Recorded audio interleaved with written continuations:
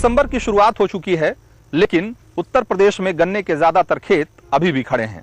नमस्कार, मैं हूं रंजीत कुमार। गन्ने की कीमतों पर महीने भर की माथापच्ची के बाद आखिरकार एक ऐसा फॉर्मूला तैयार कर लिया गया है, जिसके बाद चीनी मिलों की चिमनियों ने एक बार फिर से धुआं उगलना शुरू कर दिया है। लेकिन क्या ये चीनी के चक्रव्यूह का अंत है, या फिर चीनी की बढ़ी हुई कीमतों के आखिरी मोर्चे पर आम आदमी के अभिमन्यु का मारा जाना अभी बाकी है? गुंडागर्दी की ये सरकार नहीं चलेगी, नहीं चलेगी। गुंडागर्दी की ये सरकार नहीं चलेगी, नहीं चलेगी। के दलालों की सरकार नहीं चलेगी, नहीं चलेगी। जिंदाबाद, जिंदाबाद।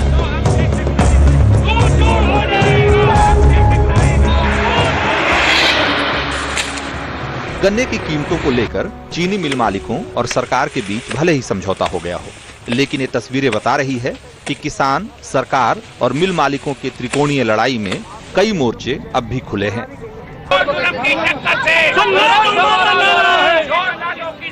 नहीं चलेगी, नहीं चलेगी। दलालों की सरकार नहीं चलेगी, नहीं चलेगी।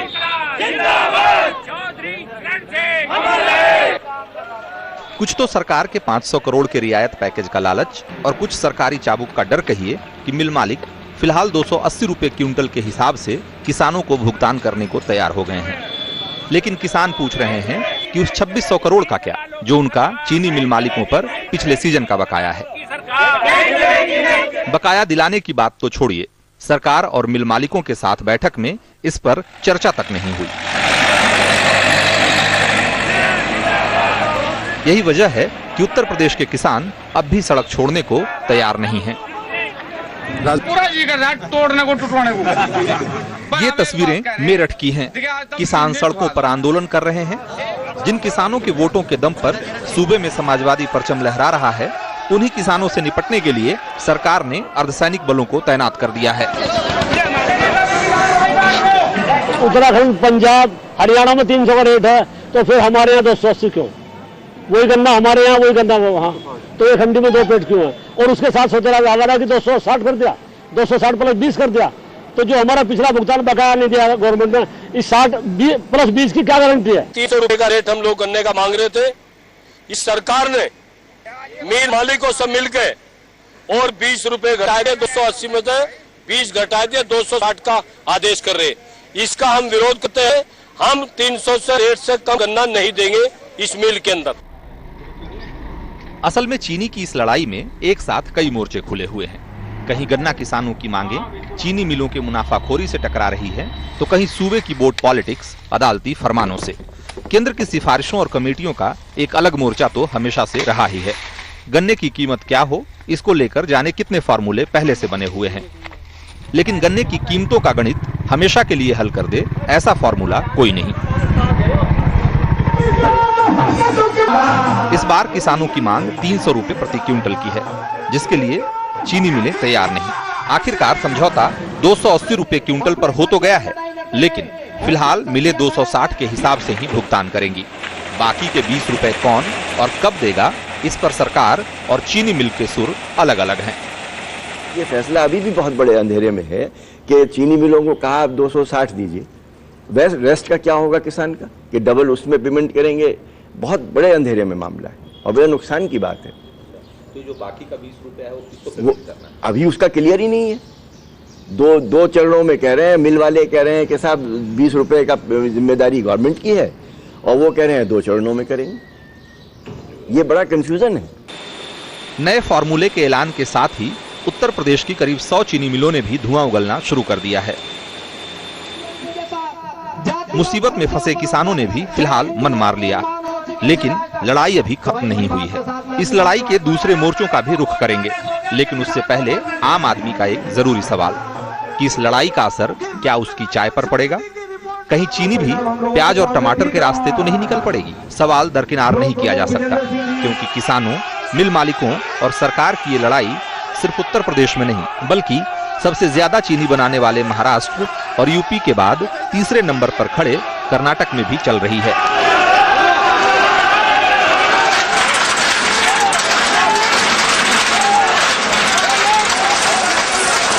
अपने पास अभी 1 अक्टूबर को बस कम से कम 70-80 लाख टन का तो स्टॉक था, तो ये डिले होने की वजह से चिंता का कारण था, मगर एक्चुअल सप्लाई के अंदर, पोजीशन के अंदर कोई दिक्कत नहीं होगी। जो भाव चल रहा है अपना रिटेल के अंदर 33-34 रुपये, उसके बदले शायद 2-3 रुपया ज़्यादा हो सकता है, क्योंकि 2650 अगर फैक्ट्री को या तो 2700 देने पड़े तो पीछे 500 रुपया तो खर्चा आता है।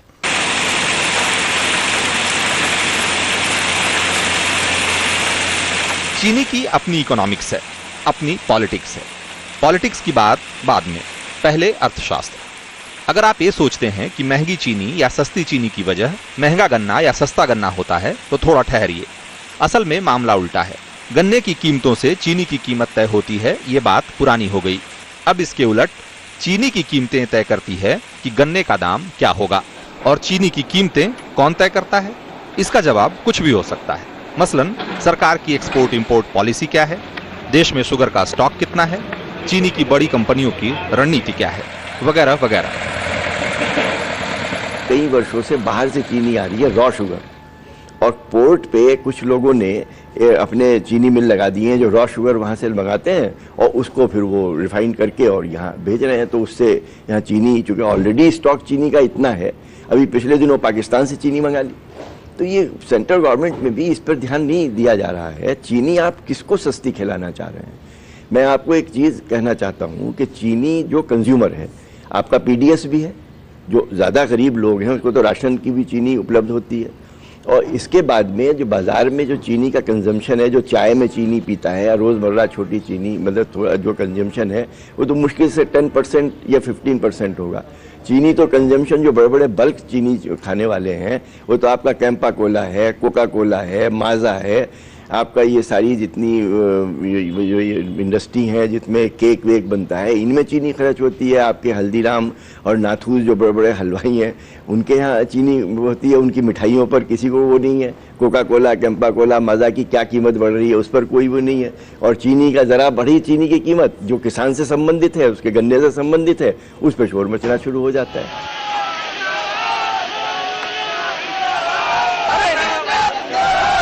मार्केट में चीनी का भाव कम है, ऐसे में हम किसानों को गन्ने की कीमत ज्यादा कहां से दे सकते हैं? गन्ना किसानों के 2400 करोड़ का भुगतान नहीं करने के पीछे भी मिलों की दलील यही है।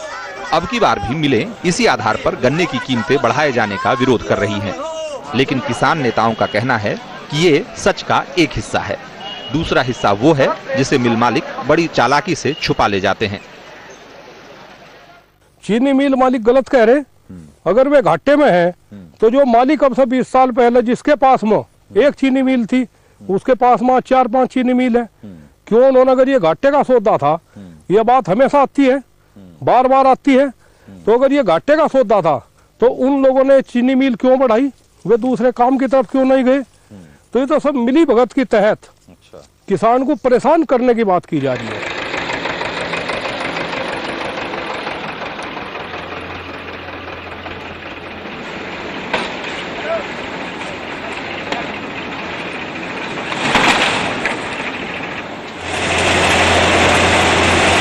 मिलों के भीतर जाने वाला गन्ना चीनी में तब्दील होने के क्रम में कई बाई प्रोडक्ट भी बनाता है। खोई या बगाश का इस्तेमाल बिजली बनाने में किया जाता है। ज्यादातर कंपनियों ने कैप्टिव पावर प्लांट लगा रखा है, जिसमें बनने वाली बिजली उनकी जरूरतों से कहीं ज्यादा होती है। ये सरप्लस बिजली वो सरकारों को बेचते हैं। इसी तरह सीरा भी बड़ा बाई प्रोडक्ट है, जिससे अल्कोहल बनाया जाता है।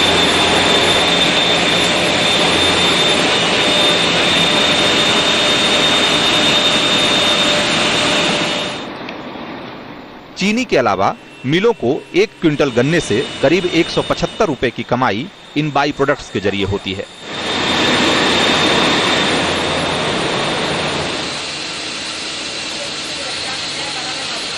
रंगराजन कमेटी ने अपनी सिफारिशों में इन बाई प्रोडक्ट्स से होने वाली कमाई में भी किसानों की हिस्सेदारी का फॉर्मूला दिया था, लेकिन वो फॉर्मूला भी हर जगह कारगर नहीं।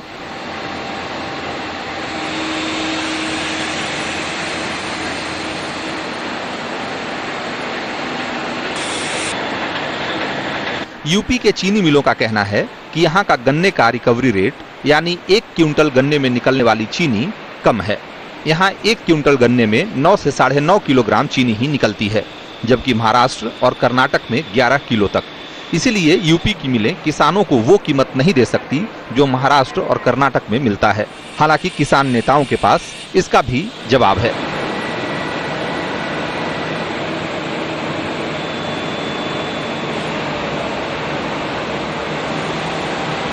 बगास, मोलेसिस, प्रेसमड, जिसे हम खोई, सीरा, मैली कहते हैं, इसमें इतना पैसा कमा लेते हैं ये लोग। बिजली ये बनाते हैं, एथेनॉल ये बनाते हैं, शराब ये बनाते हैं, सब कुछ ये करते हैं। और जितना पैसा बना रहे हैं तभी तो ये 2 की 4, 4 की 8 नहीं, 40 की 100 कर रहे हैं। और कहने को कहते हैं हमें नुकसान हो रहा है, रेट कम है। अगर यहाँ रेट कम है तो पंजाब में भी वही है ना, रिकवरी, पंजाब की रिकवरी हमसे कम है, हरियाणा की रिकवरी हमसे कम है, उत्तरांचल की रिकवरी हमारे बराबर है। वहां पर तो उत्तरांचल में हमसे 10 रुपए ज्यादा देने को तैयार हो जाते हैं। पिछली बार भी हमसे 10 रुपए ज्यादा दिया। कई जगह मिल्स कॉमन है, पर केवल बोलने की बात इसलिए है क्योंकि यहां पर कोतवाल उनके घर का है, यहां पर मजबूती से सरकार खड़ी नहीं हो रही है। नफे नुकसान की माथा 25 से 30 सेकंड का ब्रेक जिंदगी के एक फॉर्मूले के लिए। ऐसे ही किसी चीनी मिल में काम करने वाले मेरे एक रिश्तेदार अक्सर कहा करते थे कि एक आदमी के इंसान बनने की कहानी भी कमोबेश गन्ने के चीनी में तब्दील होने की कहानी जैसी है। भट्टियों में उबलता है, क्रशर में पिसता है और ऐसी छन्नियों में छनता है, कटता है, बटता है, तब कहीं जाकर बनती है ऐसी चमकदार दानेदार चीनी, एक अच्छे इंसान की तरह। जिंदगी का फलसफा खत्म, नफे नुकसान का शुरू।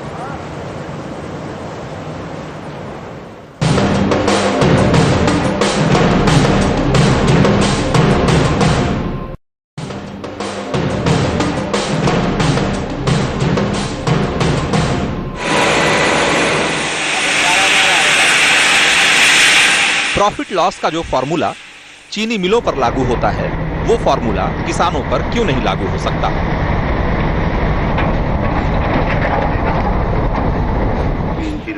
गन्ने की खेती में पूरी उम्र निकाल चुके दादा जिस सवाल को थोड़ा नरम लहजे में पूछते हैं, पोता उसी सवाल को बेलाग तरीके से, कि महंगाई की वही फांस उनके गले से भी होकर गुजरती है जो आम आदमी के, फिर उनकी मुश्किलों को नजरअंदाज क्यों किया जा रहा है? 150 रुपये घड़ी आलू बिक गया, ये 5 किलो 150 का। हाँ, और 30 रुपए किलो। हाँ, टमाटर 80 रुपए किलो है। हाँ जी, प्याज 80। अब आगे घटा है, 30 रुपये महंगाई आ रही है। पेट्रोल में रेट बढ़ रहा है, बट गन्ने का क्यों घट रहा है? हाँ, तो कह रहे हैं कि गन्ने का तो भाई चीनी की कीमत नहीं है, तो हाँ, गन्ने का कहाँ से देंगे? हाँ, वो तो ये लोग। अच्छा, एक बात देखो जी, वे तो कह रहे हैं कि भाई रेट चीनी का वो, हाँ, अब योग किसान का पैदा हो रही है, हाँ, है जी, योग ये उसकी लागत किसान की लगा लो, हाँ, मिल वाले जी कह रहे हैं उसकी लगा लो, तो क्या बचा किसान की?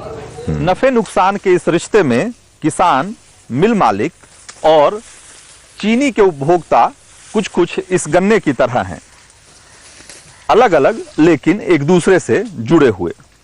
और ये जो जड़ का हिस्सा है, ये समझिए कि किसानों का हिस्सा है। मीठा तो है, लेकिन मुनाफे में हिस्सेदारी थोड़ी कम है, छोटी है। आप आगे बढ़ेंगे तो ये बीच का हिस्सा समझिए मिल मालिकों का हिस्सा है, बड़ा और रस से भरा हुआ। मुलायम से इस हिस्से से रस भी आसानी से निकल आता है। जिन लोगों ने कभी गन्ना चूस कर खाया होगा, वो इस बात को ज्यादा बेहतर तरीके से समझ सकते हैं। और ये हिस्सा है अगला हिस्सा, चीनी के उपभोक्ताओं का हिस्सा, स्वाद में थोड़ा फीका और खारा। गन्ने को चूस कर खाने वाले लोग अक्सर इस हिस्से को फेंक देते हैं, लेकिन चीनी के उपभोक्ताओं के पास इसकी आजादी नहीं। महंगी चीनी का खारा स्वाद, फीका स्वाद उन्हें झेलना ही पड़ता है। उत्तर प्रदेश के इस इलाके में तरक्की की सड़क गन्ने के खेतों से गुजरती है। करीब 100 साल पहले शुरू हुआ चीनी मिलों का आंकड़ा 1 से बढ़ते बढ़ते 124 तक पहुंच गया है। इनमें से करीब 99 मिलें प्राइवेट कंपनियों की हैं, बाकी सहकारी, सरकारी। हालांकि मोरना के इस चीनी मिल की तरह सरकारी, सहकारी क्षेत्र की ज्यादातर मिलें कम क्षमता और पुरानी टेक्नोलॉजी से चल रही हैं।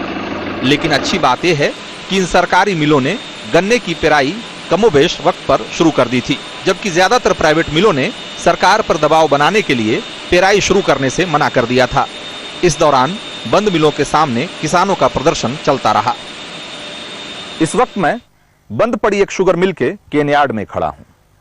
जब ये मिल चलती है तो ये यार्ड गन्ने से लदे ट्रकों, ट्रैक्टरों और बुग्गियों से अटा पड़ा रहता है। आज यहां सन्नाटा है। सच तो यह है कि उत्तर प्रदेश के इस इलाके में ये मिलें चीनी की नहीं, उम्मीदों की फैक्ट्रियां हैं। चलती रहती हैं तो जिंदगी बेहतर हो चाहे ना हो, होने की उम्मीद कायम रहती है। शायद यही वजह है कि आज जब भीतर सन्नाटा है, बाहर सड़कों पर बेचैनी है, कोहराम। लेकिन लखीमपुर का सत्यपाल उम्मीदों का भार ज्यादा दिन तक नहीं ढो पाया। बढ़ते कर्ज और खर्चे के बीच सत्यपाल ने जिंदगी की जंग से हार मान ली। खेतों में खड़ी गन्ने की फसल की बदौलत भविष्य के सुनहरे सपने संजोने वाले सत्यपाल को बंद पड़ी चीनी मिलों ने खुदकुशी करने के लिए मजबूर कर दिया। बैंक का लोन ज्यादा था और मिल पर उसका बकाया था, इसीलिए उसने आत्महत्या की। किस मिल पर बकाया था गन्ने का पैसा? गुलरिया चीनी मिल पर। कितना पैसा बकाया था गुलरिया? 30-40 रुपये बकाया था। और मिल चल नहीं रहा था, इसलिए और वो परेशान था। मिल चलता तो गन्ना बिकता, मिलता तो नहीं परेशान होता। हाँ, उसका दबाव भी, उसका नोटिस आ रही थी बैंक वालों की, इसलिए मतलब दबाव में था। मंत्री डैमेज कंट्रोल और विपक्ष सुनहरे भविष्य की तलाश में सत्यपाल के घर का चक्कर लगा रहा है। लेकिन ये सिर्फ एक सत्यपाल की कहानी नहीं है। प्रदेश में न जाने कितने सत्यपालों के सब्र का बांध कमजोर होता जा रहा है। मुजफ्फरनगर के वीरेंद्र कुमार और लखीमपुर के सत्यपाल में अगर कुछ अंतर है तो सिर्फ इतना कि वीरेंद्र सत्यपाल की तरह हालात से भी हारा नहीं है। घर में जब पैसा नहीं, सब तरह की दिक्कत है, बीमार हूँ मैं, दवाई नहीं मिलती, और जी घर में खाने पीने का भी सब कुछ चाहेगा। जब पैसे नहीं तो आओ गई कहाँ था। आपकी सास भी बीमार है? मेरी सास भी बीमार है। तो बहुत थोड़ी ज्यादा परेशानी सत्य जी करा भाई अपना जो आत्महत्या ही कर लो, ये कर्जे वाले तो नहीं पीछे पीछे मांगने के। फिर कर्जा आपका पास 2 लाख रुपए बैंक का भी है, क्रेडिट कार्ड का है, खाद का है। कर्जा लेने की शादी करी थी लड़की की, उसमें कर्जा लिया था।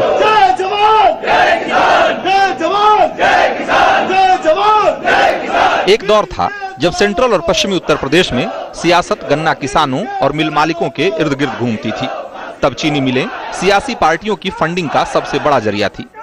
अब उत्तर प्रदेश में सियासी पार्टियों के लिए पैसे जुटाने के कई और रास्ते खुल गए हैं। इसलिए गन्ना पॉलिटिक्स होती तो अब भी है, लेकिन फोकस थोड़ा बदल गया है। सत्ताधारी पार्टियां चुनावी साल में किसानों की झंडाबरदारी करती दिखती हैं और बाकी सालों में मिल मालिकों की। बाकी पार्टियां भी सियासी नफे नुकसान के हिसाब से पाला बदलती रहती हैं। उत्तर प्रदेश सरकार और केंद्र सरकार दोनों को समान रूप से जिम्मेदार मानता हूं, और समय रहते हुए उत्तर प्रदेश सरकार और केंद्र सरकार ने भी प्रभावी कदम उठा लिया होता तो मैं समझता हूं कि गन्ना किसानों को इस भयावह संकट से बचाया जा सकता था। उत्तर प्रदेश सरकार को यह पहले से ही जानकारी थी कि इस बार चीनी का उत्पादन पिछले वर्षों की अपेक्षा काफी अधिक बढ़ने वाला है। फिर भी यह उत्तर प्रदेश सरकार यानी समाजवादी पार्टी की सरकार यह सपा समर्थन दे रही है केंद्र में कांग्रेस की सरकार को। कांग्रेस की सरकार को नहीं रोका कि इस बार चीनी का आयात ब्राजील से अथवा दुनिया के दूसरे देशों से नहीं किया जाना चाहिए, क्योंकि इस बार चीनी का उत्पादन पिछले वर्षों की अपेक्षा अधिक हो रहा है। सेंट्रल और वेस्टर्न यूपी के करीब 50 लाख किसानों की रोजी रोटी शुगर इंडस्ट्री के साथ जुड़ी हुई है। अगर लोकतंत्र में आवाम की हैसियत आंकड़ों में आकी जाती है तो यह आंकड़ा 2 करोड़ वोटर से ज्यादा का ठहरता है। ये तादाद इतनी बड़ी है कि उत्तर प्रदेश की 80 में से 30 से ज्यादा लोकसभा सीटों पर नतीजों में हेरफेर करने का दमखम रखती है। बावजूद इसके आप ये जानकर हैरान होंगे कि गन्ना किसानों का मसला जब जब उठा, समाधान सरकारों के जरिए नहीं, अदालतों के रास्ते आया। पॉलिटिकल पंडित कहते हैं कि उत्तर प्रदेश के गन्ना किसानों की पहचान चीनी की चौहद्दी में तो एकजुट होती है, लेकिन चुनावी मोर्चे तक पहुंचते पहुंचते जाति और धर्म के आधार पर बिखर जाती है। ये अगर गन्ना किसान बन के वोट डाले तो सरकार इसकी बात तत्काल सुने, अपनी जेब से पैसा निकाल के दे, पर सरकार को मालूम है ये वोटर, ये किसान बन के वोट नहीं देता, जात बरादरी पे वोट देता है। ये जिस पार्टी का इनको टिकट मिलता है उस पार्टी के साथ अपनी जात बरादरी को लेकर खड़े होते हैं, इसलिए किसानी का इशू खत्म हो जाता है। वही मैं लोगों से कह रहा हूं, जिस दिन किसान बरादरी सामने आ जाएगी उस दिन ये सरकारें पीछे पीछे भागेंगी किसानों के। किसानों के गन्ने का भाव दिला ना सके। 2014 के लोकसभा चुनाव करीब हैं। किसान इस उम्मीद में हैं कि चुनावी साल में उनकी आवाज अनसुनी नहीं जाएगी, लेकिन सच ये है कि प्रदेश के गन्ना किसान जितने मजबूर इस बार दिख रहे हैं उतने शायद ही कभी रहे हों। महेंद्र सिंह टिकैत के बाद किसानों के पास ऐसा नेतृत्व नहीं रहा जो लखनऊ की सरकार को घुटने के बल बैठने को मजबूर कर दे। अजीत सिंह खुद को पश्चिमी यूपी के किसानों का मसीहा जरूर कहते हैं, लेकिन जहाज मंत्री और बुग्गी से चलने वाले किसानों के बीच मौजूदा दूरी जमीन आसमान की है और भविष्य किसानों के हालात पर अंग्रेजी में चर्चा कर रहा है। It's a major issue. If you see what has happened in Lakhimpur, where a farmer has committed suicide, so it's not a small issue. It affects around 40 lakh sugarcane farmers in the state. So and they are in severe crisis. 5,598 बच्चों को laptop वितरित किया जाएगा। युवा मुख्यमंत्री का focus युवाओं पर है। सरकार युवाओं को फ्री लैपटॉप बांटने में बिजी है। सरकार प्रदेश में अरबों डॉलर का विदेशी निवेश लाने के लिए ज्यादा फिक्रमंद है। 8 लेन वाले हाईवे से विदेशी इन्वेस्टर्स को लुभाने की कोशिश हो रही है और गन्ना किसान शायद उसके एजेंडे से अभी काफी दूर है।